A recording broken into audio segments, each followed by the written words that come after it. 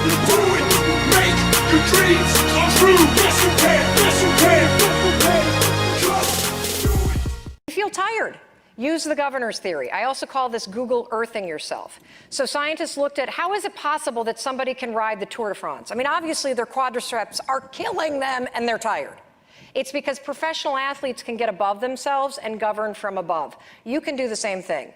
What we say in the motivational speaking business is you can feel tired when you're dead. Right now you got stuff to do. So if you start to notice that you got something that you need to finish, that you need to do, a conversation that you're avoiding, something that you're putting off and you feel tired, get up above yourself, remind yourself of what you stand for and what you want, and push yourself forward. If you feel like doing it later, how many of you are procrastinators? Raise your hands. There's a lot of scientific people in here. Okay, good. So here's the thing about procrastination. You're not lazy. It's something else entirely. Procrastination is about control. You guys are insane control freaks. Totally. And we can't cure this. In fact, the only thing that you can do with a procrastinator is screw them over. Because procrastinators hold on to projects and put things off because, by God, nobody's telling you what to do. Not even you. And so by holding on to the project for a long time, you maintain control. And you're never going to change that because control is so awesome. So the only thing you can do is screw yourself over, and so that looks like this. If you constantly procrastinate on working out, you've got to find a friend that's picking you up, because if they're standing in your kitchen, you're going. If you're meeting in there, you're not. You just screwed yourself over. If you constantly push off work deadlines, the only thing you can do is cut the project in half and promise half of it earlier. You just screwed yourself over. You're still going to pull an all-nighter and procrastinate on each half, but it'll just be less work each time. If you feel uncertain, so is anybody in here like an engineer or a programmer or an accountant, or people kind of in that category suffer from this? You can't pick. And the reason why is you've been trained to noodle things down to such certainty that you are 100% paralyzed. So if you're the kind of person that finds yourself wondering, should I do this, should I do that, should I not, should I, the problem isn't the idea, the problem is you never do anything. You must pick. Try it for a day or two, see how it feels, then pick again. Now, let's do this cool little trick. If you feel alone, the best thing in the world is the eye contact test. So I want everyone to turn to the person next to them. I know you're like, what? What? This isn't church.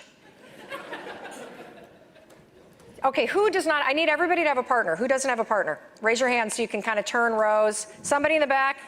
Yes. This guy needs a partner. You got to raise your hand. Who needs it? Who else? Raise your freaking hands. I will come out there. You do not have somebody, do you, sir? No. You got to have a pair. This is a pair thing. Oh, here we go. I got you. Oh, no, you too. You got somebody to your right. What are you talking about? He needs the guy in there. What is wrong? You're going to meet somebody. How about that? Okay, you two there, pair, you two there. Okay, anybody else not have this? Because it's a really cool exercise. I don't want you to miss it. And it only takes a second or two. So during this, here are the rules. Absolutely no talking. None. You're going to look into the eyes of the other person. No talking. And hold eye contact, and the person, God, you guys all have short hair. Okay, the person with the grayer hair, flash a big smile and hold eye contact. Go.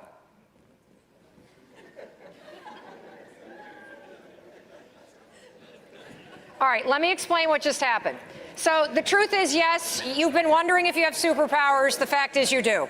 Okay, so what happened there? What was going on? What was going on is you just stimulated the other person's mirror neurons. So there are mirror neurons in your brain that are stimulated through sight. And if you look in somebody's eyes and you flash them a big smile, they can't, unless it's like a weird stalker smile, they can't help. Like their mirror neurons get charged. It's the same thing like if you see somebody cut themselves and you're like, or you hear somebody say lice and you kind of want to scratch your head, like those are all your mirror neurons. So what I want you to do is I want you to do this little experiment along with the alarm clock test tomorrow. I didn't forget about that. What you're going to do is you're going to find just 2 people a day. That's it. You can be attracted to them. It's fine. And what you're going to do is you're going to find 2 people a day, you're going to make eye contact, you're going to smile, and you're going to hold it, and you're going to play a game with yourself where you get 2 strangers a day to smile back at me. Something interesting is going to happen. Number 1, you're going to start getting a lot of free coffee. Number 2, what happens is you subconsciously fill the reservoir of confidence inside you. Because every time you make somebody pop, and you switch somebody's mood, it actually comes back to you like, wow, I got this. Like I can really change the way that somebody is interacting with me. It is a hugely important thing to do for sales, hugely important thing to do just in life in general. And by the way, who you are right now will be totally different 2 weeks ago in terms of how you interact in meetings. You know where to sit in a meeting, right? In a conference table? Do you guys know where to sit in a conference room? No? You always sit in the middle. And the reason why is if you're sitting at the end, it's a dead zone.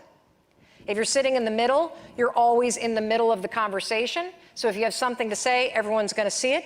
And if you're talking, everyone can see you. And you're never closed off. It is the most powerful place to sit in a conference room.